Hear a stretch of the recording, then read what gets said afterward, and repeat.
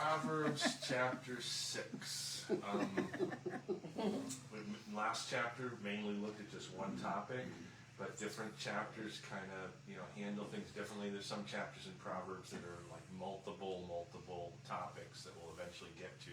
This one has a few topics, and it has one topic that we covered last week, so that's the end of the chapter, so we won't really talk a great deal about that because it would be basically sharing what similar conversation to last week would be. So focus today is mainly on the first half of the chapter. Proverbs 6, chapter 1. This is also the first time we see finances come up, and there's different times in Proverbs where money issues are talked about. Here we have it right in verse 1. My son, if you have put up security for your neighbor, if you have shaken hands in pledge for a stranger, you have been trapped by what you said, ensnared by the words of your mouth. So do this, my son, to free yourself, since you have fallen into your neighbor's hands. Go to the point of exhaustion and give your neighbor no rest. Allow no sleep to your eyes, no slumber to your eyelids. Free yourself, like a gazelle from the hand of the hunter, like a bird from the snare of the fowler. It's a really interesting way that, he jumps right into this topic. It's a financial topic, and basically Solomon's giving a warning to not put up security for a neighbor or somebody you don't know. And so this is one of the sections, like I said, where the wisdom of Solomon gets into finances and talks about this idea of putting up security.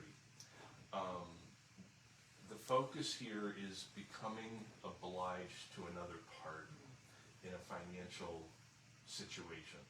So we'll discuss this during our discussion time because I find this fascinating. So you have in Scripture the idea that we are, love our neighbor, encourage our neighbor, serve our neighbor, help one another, all the one another's in Scripture that it talks about. But Solomon takes a very heavy-handed approach towards financial dealings between people. just don't lend to your neighbor.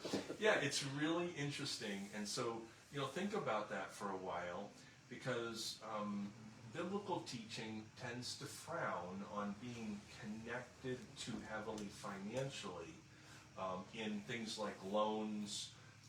Basically putting up security is saying, I'll cover a loan, for someone. And the idea is if the neighbor or the stranger doesn't pay up, well, guess who has to pay up? It's basically what we talk about co-signing a loan nowadays.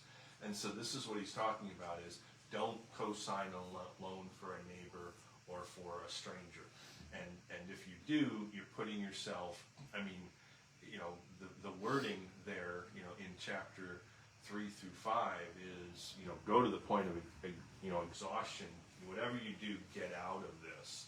And we'll talk about that idea of some of the financial constraints or financial teaching of Scripture during discussion time.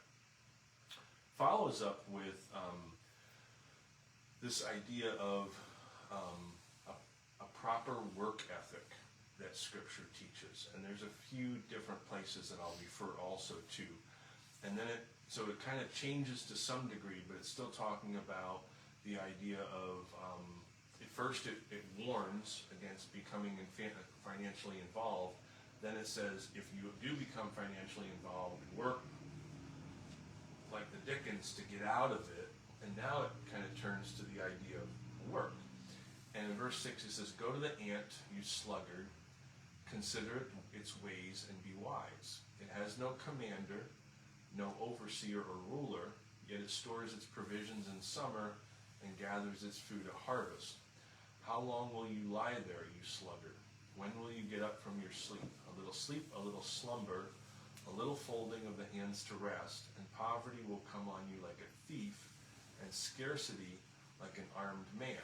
So the question that comes out of this particular portion is, does the Bible encourage workaholism? How do we balance this? Because Solomon comes out really strong and basically, look to the ant, don't be a sluggard, and all this sort of thing. So the interesting thing about that is there's multiple places in Scripture that talks about the idea of our work ethic, as well as the other side of as far as how we make sure we don't become a workaholic. And so one of them, and I'm doing a men's retreat this weekend and talking about kind of the biblical masculinity, and one of the things I'm going to talk about is what Genesis talks about in what I call the work steward responsibility of mankind, is the fact that in the garden before there was a fall, Adam was to basically farm in the garden. So he had work. Work is not a result of the fall. It's not sinful. Now, after the fall, the curse is you will toil all the days of your life. So work is not going to be as hunky-dory fun as it was before the fall. But there's the work approach, and then the steward approach is things like the naming of the animals and the overseeing of the livestock and things of that nature. So you have a work steward approach that's very biblical in Scripture. When Solomon talks about working hard, not being a sluggard, I always think of it along the lines of one of the 7 deadly sins that the Catholic Church talks about is sloth. And so when you do the math, it comes out to like 14-point-something% for each of the 7. So if you divide the 7 by 100, you're like 14.147889. I don't know what it is. But the reason I bring that up is that I think probably everybody has a proclivity potentially to, and this is a generality. You could argue this with me because it's more of a general statement than a specific statement. But it's like, I look at that and I say 14% of the population is going to be tempted to be slothful, to be a sluggard, and to not have to work and to just kind of make it through life without, working at all. And doesn't mean it's higher. It could be higher, it could be lower, but I'm talking in generalities. And so, here we have Solomon teaching against the idea of slothfulness, being a sluggard. We have the creation of mankind where Adam is charged to be kind of the work steward concept. We get to the end of Proverbs, when we do our last chapter, Proverbs 31, we have the wife of noble character. And when you read through the wife of noble character, one of the things that you see is she is industrious. So the woman is not off the hook. The male has the work steward approach, but the woman has the woman of noble character in Psalm 31. Colossians 3:23 says this: whatever you do, work at it with all your heart as working for the Lord, not for human masters, since you know that you will receive an inheritance from the Lord as a reward. It is the Lord Christ you are serving. So I do think one of the things we have to look at in our professional life is there are times when we may not enjoy our work. There's times we may not enjoy our boss. We may not enjoy our coworkers, things of that nature. And we have to be able to place it in the context, and this is difficult at times, of I'm not here at my job because it's always going to be easy, or I'm always going to like the people I'm working with. I'm here because I work as unto the Lord. I may be serving an individual person. I may be working alongside of other people. I may be working for a boss. But the truth of the matter is ultimately I'm working for the Lord. And so that actually puts a higher accountability in place than just your boss or just your coworkers or just whoever you happen to be serving at the time. Is I'm supposed to serve as if I'm serving the Lord in the workplace, is what Paul suggests in Colossians chapter 3. But we will talk during discussion about that idea. Does the Bible teach workaholism? Verse 12. A troublemaker and a villain who goes about with a corrupt mouth. So now it kind of shifts away from the work, and it begins to talk about another topic, and the person who is actively working against what is the right plan for their life under God's guidance. And he calls that person a troublemaker and a villain, who goes about with a corrupt mouth, who winks maliciously with his eye, signals with his feet, and motions with his fingers, who plots evil with deceit in his heart. He always stirs up conflict. Therefore, disaster will overtake him in an instant. He will suddenly be destroyed without remedy.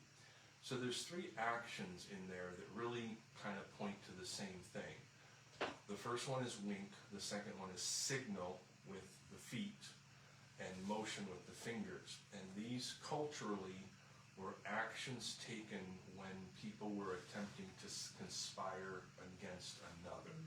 So you have multiple people who are attempting to conspire against somebody else. It's kind of like the idea of, in the old days where they put food on the scale, and one person would attempt to gain the attention of the store owner or the goods owner, and the other would push down on the scale or push up on the scale.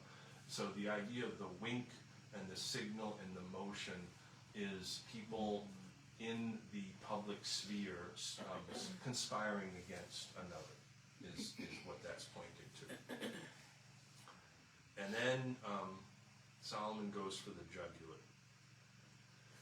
There are 6 things, verse 16, the Lord hates, 7 that are detestable to him: haughty eyes, a lying tongue, hands that shed innocent blood, a heart that devises wicked schemes, feet that are quick to rush into evil, a false witness who pours out lies, and a person who stirs up conflict in the community. Think about that last one, stirs up conflict in the community, and think about Facebook and all the social media, stirring up conflict in the community. I give you 2 examples of the first 2, haughty eyes, because the question becomes is, what's haughty eyes? And I did an estate sale one time, and my son Aaron was helping me, and he had gotten into a conversation with somebody, and truth be known, Debbie and I weren't terribly high on this person because she had her nose fairly high in the Haughty air. eyes. Yeah. There was a snobbiness about her, and so somehow Aaron got into communication with her, and he mentioned that his brother lived in a certain place. And she immediately said, well, where in this location? Because he mentioned a city that has lots of minor cities around it. And he said, well, he actually lives in that city. And so she said, I'm from, she mentioned her town, and she said, you ain't nothing if you're not from, this town. And Aaron just kind of turned and looked at me. I was like, yep, there it is. There's the haughty eyes. There's this, basically it's a snobbiness is what that refers to. It's an idea. Why'd you look at Brian when I said the snobbiness, Mary? It's all on video. You can walk home. I'm sure she was thinking of an illustration or something. I'm sure. So then the second one is a lying tongue. And I remember this one that I thought was really, really fascinating is Alexander Solzhenitsyn, who was a Russian dissident who was in prison in the gulags of the Soviet Union for years and years and years. And he wrote books about communism, about what took place in the gulags. He was an exhaustive writer. And he won a Nobel Prize for his writings, for basically being one of the chief architects of uncovering what was happening in the Soviet Union. And the reason is because, like North Korea today, that it was such a closed society. And one of the things that comes out of his writings is that what had to happen in the Soviet Union is people had to lie all the time about everything. And because if you didn't, you could get sent away to the gulags, you get sent away to the prison camps. And so everybody always had to lie about how good things were in the Soviet Union. Well, I knew that a long time ago because I've read some of Solzhenitsyn's stuff, and it's fascinating about how people convince themselves of how a terrible form of government and financing and everything else communism is, but how they all lied to themselves about it for 70 years, about how great it was. And just recently, I had never heard this story before. In 1989, Boris Yeltsin, who now 1990 was when the walls came down and when the Soviet Union collapsed. But in 1989, Boris Yeltsin, who at the time was a high government official and eventually would be the president of Russia after the whole Soviet Union was broken up, he came to America, to Houston, to see a rocket. And I don't know if it was a launch or it was something that was happening where the rockets were launched in Houston. And, well, they're not launched in Houston, but that's where the center is, the space center, the command center. So when he was driving back to the airport to return to the Soviet Union, on a whim, he said, "Stop over here." And of course, everybody freaks out because here's a high-ranking official just saying, "Pull over." And the reason he pulled over was because he wanted to go into an American grocery store. And the reaction that he had when he went into that grocery store was, he said, if people find out what Americans actually live like, the lie is broken completely.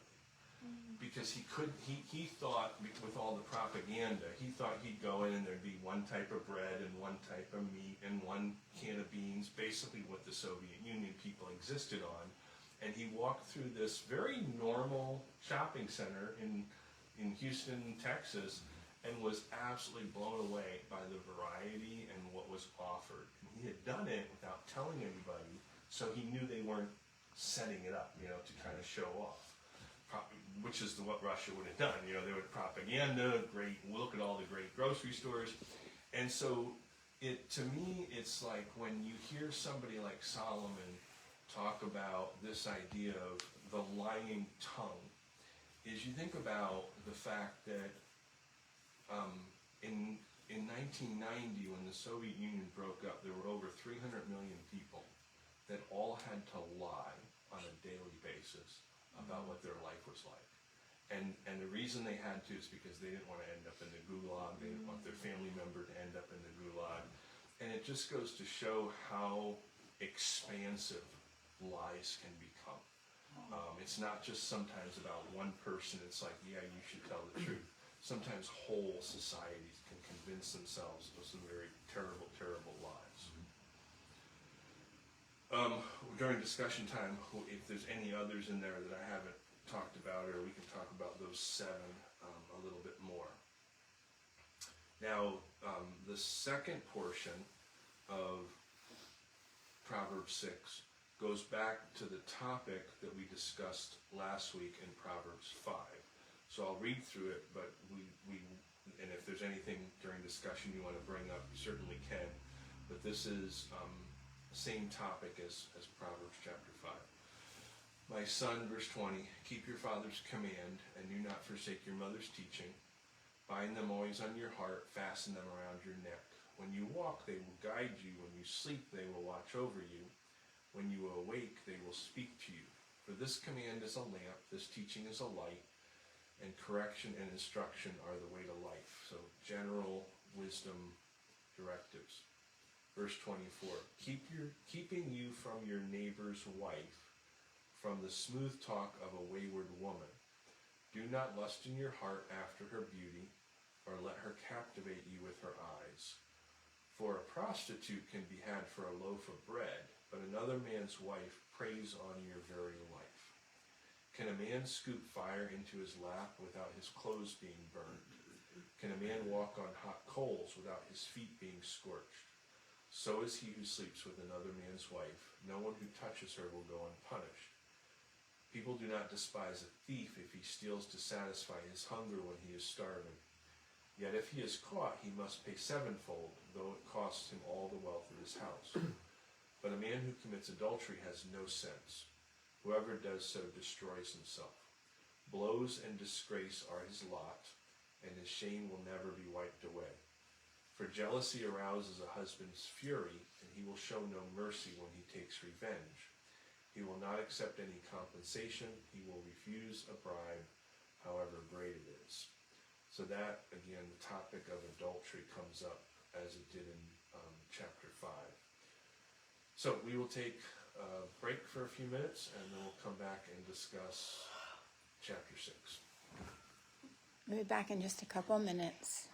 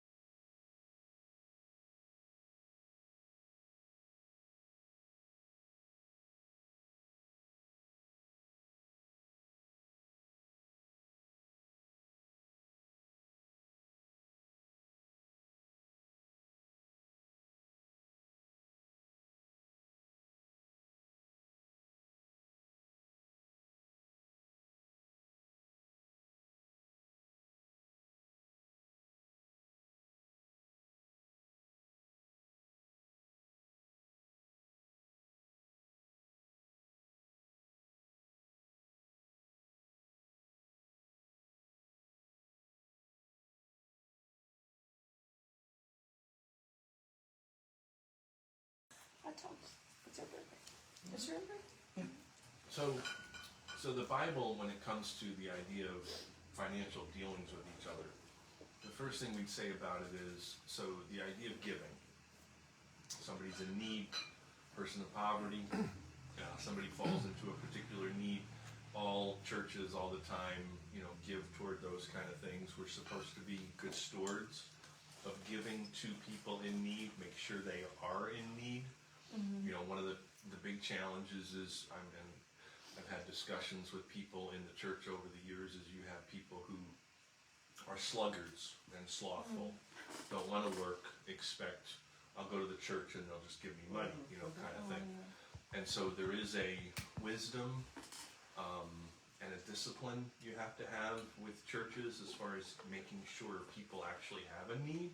Because the Apostle Paul at one point in time says, if you will not work, you should not eat. You know, and he puts a fairly heavy emphasis on, if you will not discipline yourself to work, then the idea is the church is not supposed to give you a free ride. And so there is teaching along those lines. But why do you think the biblical model frowns on the idea of, excuse me, being connected financially to each other? Either through the idea of loans in the Old Testament, in Mosaic law, you could loan money to somebody in your tribe or within the children of Israel, but you weren't supposed to charge them interest. You actually could charge interest for somebody who was not a part of the children of Israel. That was the way the laws were written. But in this case, it's the idea of basically don't sign on to a loan for someone in the first couple verses of Proverbs. And then there's also the idea of there's somewhat of a just some general frowning on the idea of being financially connected to one another. What do you think the reasons are? Probably to keep peace, because some of the biggest arguments are over money, whether it be in marriage or friendship, if you're connected. And I guess when I read that, it said put up security, like you're guaranteeing for someone's loan. Co-signing. Yeah. And so it's like, then if somebody doesn't pay, then you are on the hook, and then there's going to be hard feelings. Right. And so you just don't want to put yourself in that position. Well, not being, indebted to where there's sort of the lender is the borrower is the master, and the borrower is the servant or the slave to the master, and being, instead of there being an equality, now there's a hierarchy. Yeah, they lord over you. Well, also in the Mosaic law, after 7 years, they forgave the debt. Right. But for those that they loaned outside of their tribe or immediate, if they could not pay, they became slave to repay. Yeah. And most of, I shouldn't say most of, because there's lots of straight out slavery that took place in the ancient world. But a large amount of the idea of slavery in the ancient world was actually indentured servitude. It was because people owed other people money. And so they became, and the funny thing is we talk about it as slavery, and to some degree it's like, no, they became the employee of the person. And of course they could have been mistreated, which would have pushed it more into the slavery setting, or they could have just had to work for the person to pay off the debt. And to be honest, that's not a whole lot different than being an employee for somebody, because you're working, why? To pay off your debts. It may not be that particular person, but it's still paying off debts. But they also had strict things in place that they could not abuse the person that was indebted and in slavery.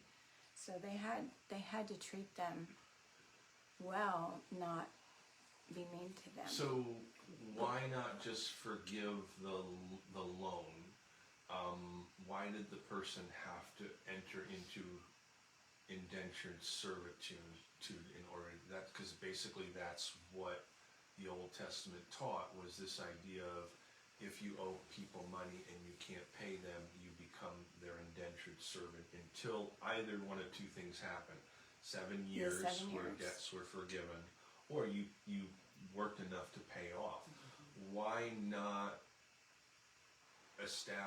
God establish a pattern that basically said if somebody borrows money and they can't pay it back, you should just forgive the debt? I think that encourages, encourages right? Being a sloth, being a sluggard. Right. I can borrow money for everybody, and they'll forgive me, and I won't have to pay it back. Look at the student loans. where people thought, oh, they're all going to be forgiven, so they just quit paying. And it's like, no, you gotta pay your. Yeah. And basically, it's a pattern in the culture of financial responsibility is what God set up. So when you look at it initially, you might think, well, that's terrible. Why does the person have to become a servant to the other person? Well, the other option is everybody just keeps trying to, schmooze money off of everybody else and not pay them back, which is oftentimes what you see cultures fall into. Well, the military does. They pay for your college. You got to work 4 years. Right. Yeah. There's always There's in a a payout, healthy that's setting. There's always a responsibility attached. You receive a right, a loan, whatever it is. That's a right that you're able to take advantage of, but there's always a responsibility attached to it. I think too, there's with the money, with the lending thing, and I think maybe God didn't encourage it because it God's our only true, it takes away from, this relationship when you're indebted this way. I think, does that make sense? Yeah. Well, and the other side is it takes away when you don't pay back, and you feel guilt or you feel shame or you feel anger because the person asks for the money. It ends up being all about this, and so it takes that vertical relationship out of the equation in a lot of cases. And God's, trying to teach us how to have a good horizontal relationship because that's just going to encourage our vertical relationship with Him. I always thought it was interesting when in some of the parables that Jesus told about how, and I hope this isn't going off topic, but where, if somebody couldn't repay something, then they would throw them in prison. Well, it's like, how are you supposed to repay somebody if you're in prison? You're in prison, yeah. And so, God trying to set up a system whereby people would be able to gain, again, the idea of being able to gain a right, whether it's a loan or help in need and that sort of thing, but also have a responsibility attached. And whenever we get that out of balance is when culture starts to fall apart. Because people either trample on other people's rights or they don't take responsibility for their own circumstances. Yeah. One other thing I was going to mention is, and maybe it says it somewhere else in Scripture, but I think it also applies to don't start a business with a neighbor or a friend or a family member or a friend. I think Learn that one. it can turn out really bad. I have experience. So the one of the things that needs to be discussed is there's no specific. There is one that points towards that, and it's the phrase where it talks about "do not be unequally yoked with an unbeliever." Now, that doesn't mean that every time you go into business with a believer, it's going to go well. I mean, it's not automatic. Yeah. But it definitely, when you ask yourself, well, what's the list then of don't be unequally, and I remember in youth group I would use this phrase, and I would say, do you guys know what yoked means? And they're like, well, is it something to do with an egg? And because that's the only one they had to connect with. And so the yoke was the two oxen, plowing the ground together, and they would be yoked together. What was the wooden bar that was called the yoke, and so they were basically a team. And so the question you ask is okay, what areas of life should you not be unequally yoked with someone who's an unbeliever? The first one is the number one relationship. It's marriage. It's like you have to include that one because it's the most important earthly relationship, horizontal relationship we have. The second one I think actually would be business, is that idea of you're coming together and in effect, I mean, you may actually have a contract, you may be a handshake, or whatever it is, you have a contractual obligation to another party. And there are all sorts of whether it's going to business with a family member or a friend, there's all sorts of relational situations going on there when you're talking about a business relationship. That's the personal, relational side. Then there's all sorts of legal situations that you're dealing with in that environment also. And so I think there's really strong support for you do not, Christian ought not to go into business with a non-Christian. And there's also the idea of what's the end goal, what should be, doesn't mean it always is, but what should be the end goal for the Christian who goes into business? To glorify God with everything they do, to work as unto the Lord, like we talked about earlier. Well, you're working with somebody else who doesn't have the same goal in mind, and so then you are unequally yoked in that situation. So verse 9 through 11 has such strong language, and it's the idea of, if you end up in a circumstance where you should, go about your work as hard as possible to get out of the situation you're in.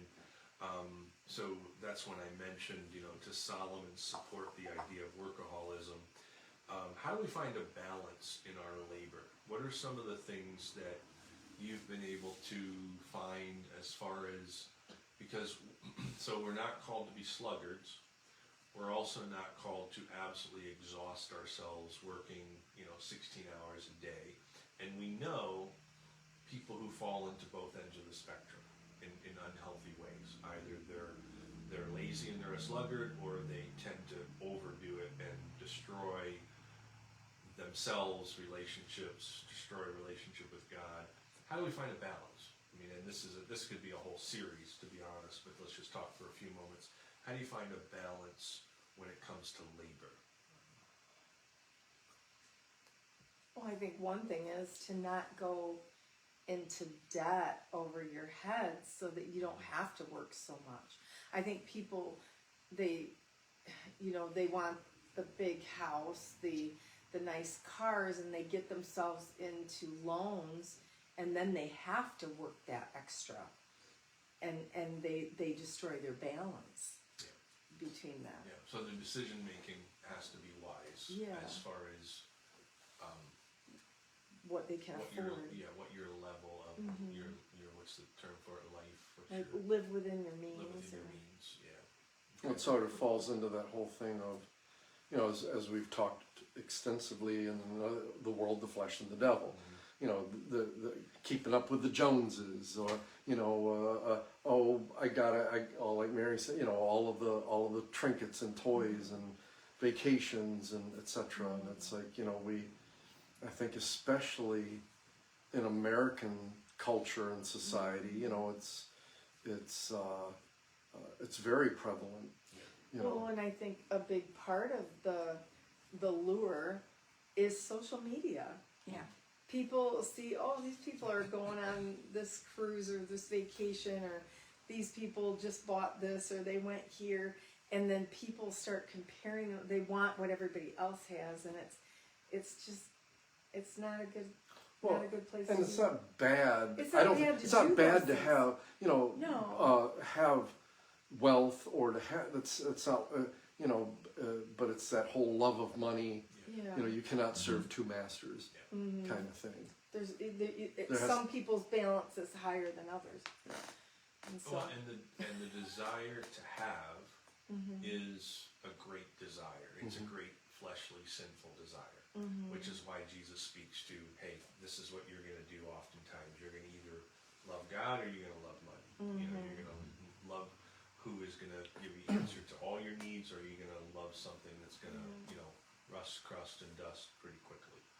I forgot must. Rust, crust, dust, and must. That's what happens when you do estate sales. You come up with phrases like that. So one other thing I'll mention about finding a balance in our labor is, and I know that this is one of the times I get out of balance, is when I do not take a day of rest. And not all of us can do it Sunday. For Debbie and I, in the kind of business that we're in, Sunday is not an easy day to rest.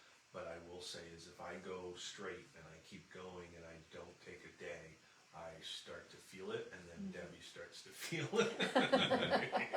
It's like, I get cranky. well, yeah. Well, we think it's the seventh day. Biblically the seventh day. God rested. You work 7-8 days a week. Yeah. You know, are you better than God? You know, Isn't you don't need a day off. Isn't there a song 8 days a week? Is there? Yeah. Is it what the Beatles? Beatles, yeah. Yeah, that's not in the Bible. It's the gospel according to Paul. The other one I'll mention is because I'm a big believer. I think everybody can, and if they want to, not everybody has to, but I encourage, when I talk to young people, I talk to them a lot about this. I tell them, listen, one of the things that you can do in your life is you can become an expert at something. And there's one book I read that I thought some great ideas in it, and one of the things it points to is it takes about 10,000 hours to become an expert at something. And they broke this down as 2 hours a week, or 2 hours a day, 6 days a week for, and I think it's like 10 to 12 years that you are going to work on something for at least that kind of focus. And the reason I bring that up is because in our work, if we become an expert at something, then what happens is we know how to pattern our days. So when we look at a job and we have a level of expertise, we tend to break that job down in a very structured, proactive kind of way. When we're new to something, we've never done it before, it's hard for us to kind of structure and figure out how do we do it. We'll grapple for a while and maybe eventually, but we're not really being as exact and structured as possible. If we become an expert at something, then when we approach the task, we approach it with a very high level of accountability and competence and confidence. And so my opinion, the reason I bring that up is my opinion on that is if you're an expert at something, what somebody else will take 12 hours to accomplish, you can accomplish in 6. And that means that you can do very, very well in less time, which means that you don't have to work 80 hours a week. You can work 40 hours a week, and because you're an expert, you can work 40 hours and accomplish 80 hours worth of tasks. And so with young people, I tend to encourage them is find something you're passionate about and then do the work to become an expert. Because if you're not an expert, it takes longer to accomplish the task. I was going to say, the only thing with that is if you become an expert at something and you really enjoy it, you're going to want to work more than 40 hours a week because you're enjoying it. And also the European countries, the French have a 32-hour work week. The Scandinavians have 1 or 2 years of maternity leave. So we don't have any of that. And in the United States is if you don't work 50 or 60 hours a week, you're not going to make it. That's the attitude a lot of people have. And in other countries, they still have that balance. So I would challenge that somewhat because I think for the country that decides they only want to work 32 hours a week, to me that's a country that's beginning to adopt a sluggardly approach to life. Now here's the thing is they may be working 32 hours and many of the people may be doing other things that are also work. Growing their own food. Yes, so the question becomes is, wait a second, is it actually a 32-hour week, or are you being freed up to work in other areas that you do enjoy more? So that's a positive thing. The negative part of it is you become a sluggard. Yeah. But so if you work 6 days a week, and so the 7th day you're supposed to rest. Yeah. So you work 6 hours. I think that if you love something, 60 hours isn't too much to give if you love it. Because those people who have a 32-hour week, my hope is they have 32 hours that they love. Yeah. But they're also probably working another 20 to 30 hours on something else that they love. Yeah. They're not getting paid, well, I shouldn't say they're not getting paid for it. If they're growing their own food, they are getting paid for it in essence. So the issue is one of, the only thing I would question about that is that if somebody's working, let's say in America we work 50 to 60 or something like that, and in France, just for argument's sake, you work 32. That doesn't mean they're not working the same number of hours. Right. It just may mean that they're only getting paid for 32 and we're getting paid for 60. I think 60 can be too much. I think 32 can be too little. But I also think that both of them can balance out to actually mean the same thing culturally, according to what they're doing with that other time that they have. Could it be they're just more efficient in their 32 hours? Yeah, Some so are in their 40 and 50 what hours. I would say is, what we get back to is Americans tend to be, they want more. We tend to be a culture that wants more, so why do we need to work 60 hours? They could be very efficient at 60 hours, but they're spending, their homes are twice as big, their cars are twice as expensive. So the issue probably is that I would point more towards Americans should be more likely to be content with what they have, and that there may be other countries that overall the people may be more content and not feel like they need as much. We tend to teach in our culture that you need, whereas other cultures, 32 hours could pay the bills fine because they're living at a more appropriate level. Well, also, is it possible that they don't, I mean, with the introduction of unions and things like that, you got your hour for lunch, you got XYZ breaks, so all of that adds up to more hours. Right. Could but it it's be not that they're- actually work? You're sitting in the lunchroom for an hour, and I mean, every culture has different, because that 32 hours may actually be 32 hours of work. Straight work. In America, the 40 hours is actually 32 hours. With all the union With break the times and breaks lunch and- times and yada yada. So, I mean, yeah, so now you're it'd supposed be- to get so many minutes for every amount of time at your desk or whatever it is that Yeah, you're. it'd be interesting to study what do those hours actually look like. Yeah. 7 detestable things. I talked about 2 of them. Any other thoughts come to mind on those 7 detestable things that are mentioned in verses 16 through 19? I always laugh at that. It's 16, verse 16. There's 6 things the Lord hates, 7 that are detestable to him. Isn't that the same thing? It's a poetic. It hates them, but they're all detestable. It's actually a poetic line. Okay. Yeah, it's not like he got it wrong the first time and has to repeat it. Oh wait, I forgot. There's another one. Yeah, yeah. It's almost like, in fact, it may have been like a figure of speech that was used back then, or something along those lines, where we have figure of speeches that are something, but it does sound quite humorous. I mean, a lot of them, kind of mirror, the 10 Commandments.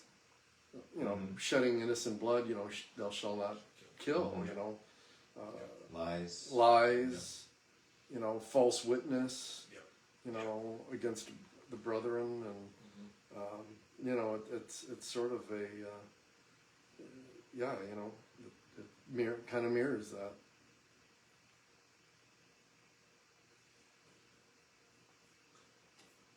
Alright, so that is Proverbs chapter 6. And in the spirit of counting, once again, next week we will do Proverbs chapter 7. Thanks so much for joining us. Have a great night.